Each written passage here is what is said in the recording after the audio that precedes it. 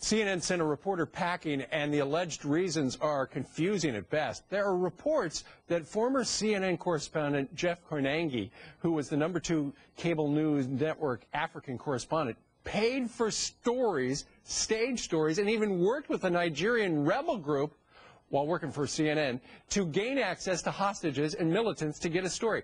It's allegedly then getting worse. He's also accused of sexual misconduct with a woman old enough to be his mother and her daughter.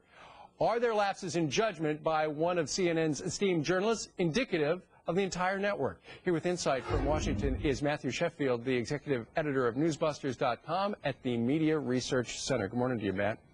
Morning. It sounds like this guy was busy while he was working for CNN. Yeah, very clearly, yeah. Just a really sordid story, really is. So the allegations are that while he was working for CNN, he was paying for stories. Who was he paying?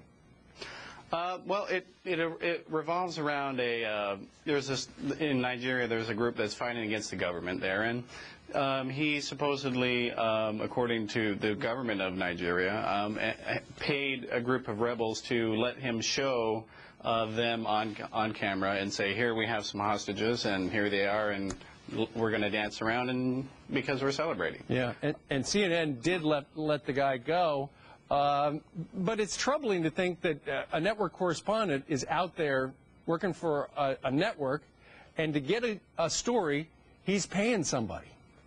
Yeah, well, and the fact is, at the time in February when that story ran, CNN denied any allegation that he had paid people, but then in May, the woman there was a woman he had allegedly had an affair with, came out with emails that he had been emailing her, and he said in those emails, oh, and of course I paid for that story. Yeah.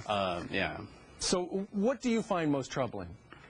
Well, it's tough to say which is worse. Is it the fact that you have a married reporter using company resources to conduct an affair with someone old enough to be his mother, or and then she also made an allegation that of date rape against him, or then on the other hand, you compound that with the fact that he, according to both her and the government of Nigeria, has paid someone to stage a news story. I mean, they're both they're both really big and terrible things if they're all true. And CNN fired him, so there must be something. So if you were watching CNN back then when he was working there, and you saw something from Africa, there's a possibility that it was staged and paid for. Yeah, there is a possibility. You don't really know. Wow. It's like the New York Times had to go back and review all the stuff that Jason Blair did, and one hopes that CNN will do this with Jeff Koinange's stuff as well. All right, very good. I think we've got a statement from the guy who runs CNN, Mr. Klein. It says they're a news network. You know what?